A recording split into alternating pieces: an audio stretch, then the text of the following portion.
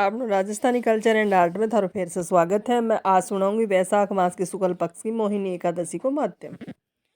कथा मेरी पहली डली हुई है, मैं कथा भी सुनियो, ये स्पेशल माध्यम डाल रही हूँ। तो थाना अगर पसंद आ जाए तो एक कमेंट करके मन प्यारों से बता दियो और लाइक कर दियो। युधिष्ठिर ने पूछा, जनार्दन, वैशाख मास के शुक्ल पक्ष में किस नाम की एकादशी होती है?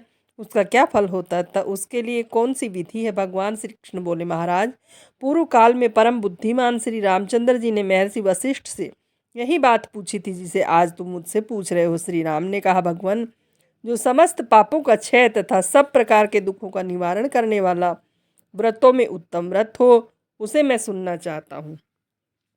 वशिष्ठ जी बोले, श्री राम, तुमने बहुत उत्तम बात पूछी है। मनुष्य तुम्हारा नाम लेने से ही सब पापों से शुद्ध हो जाता है, तथापि लोगों के हित की इच्छा से मैं पवित्रों में पवित्र उत्तम व्रत का वर्णन करूंगा। वैशाख मास के शुक्ल पक्ष में जो एकादशी होती है उसका नाम मोहिनी है। वह सब पापों को हरने वाली और उत्तम है। उस व्रत के प्रभाव से मनुष्य मोह जाल तथा पातक समूह से छुटकारा पा जाते हैं।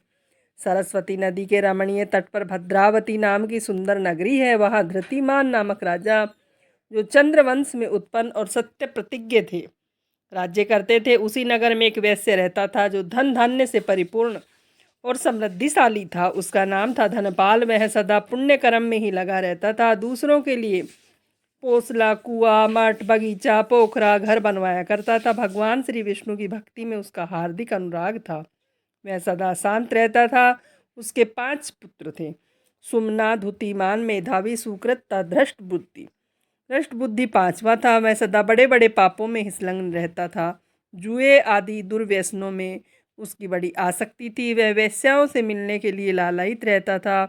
उसकी बुद्धि न तो देवताओं के पूजन में लगती थी, न पितरों तथा ब्राह्मणों के सत्कारों में। वह दुष्टात्मा अन्याय के मार्ग पर चलकर पिता का धन बर्बाद किया करता था। एक दिन वह वेश्या के गले में बाहर डाले चौराहे पर घूमता देखा गया। तब पिता ने उसे घर से निकाल दिया तथा बंधु बांधवों ने भी उसका परित्याग कर दिया। अब वह दिन रात दुख और शोक में डूबा तथा कष्ट पर कष्ट उठाता हुआ इधर उधर भटकने लगा। एक दिन किसी पुण्य के उदय होने से वह महर्षि कौंडिन्य के आश्रम पर जा पहुंचा। वैशाख का महीना था। तपोधन कौंडिन्य गंगा जी में स्नान करके आए थे। दृष्ट बुद्धि शोक के भार से पीड़ित हो मुनिवर कौंडिन्य के पास गया और हाथ जोड़कर सामने खड़ा होकर बोला, हे ब्राह्मण, हे दिश्रेष्ठ, मुझ पर दया करके कोई ऐसा व्रत बतलाइए, ऐसा कार्य बतलाइए जिसके पुण्य के प्रभाव से मेरी मुक्ति हो।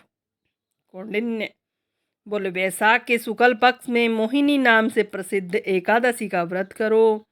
मोहिनी को उपवास करने पर प्राणियों के अनेक जन्मों के किए हुए मेरु पर्वत जैसे पाप और महापाप भी नष्ट हो जाते हैं।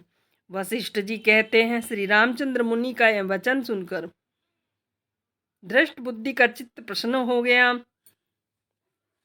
उसने कौंडिन्य के उपदेश से विधि पूर्वक मोहिनी एकादशी का व्रत किया। नृपश्रेष्ठ, इस व्रत के करने से वह निष्पाप हो गया और दिव्य देह धारण कर गरुड़ पर आरूढ़ हो सब प्रकार के उपद्रवों से रहित श्री विष्णु धाम को चला गया।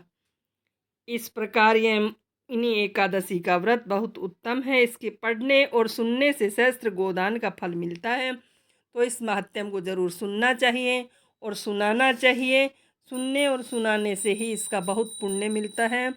सहस्त्र कोटि यज्ञ के बराबर इसका फल है। तो इस मोहिनी एकादशी का उपवास भी करना चाहिए। बोलिए श्री कृष्णचंद्र भगवान की जय।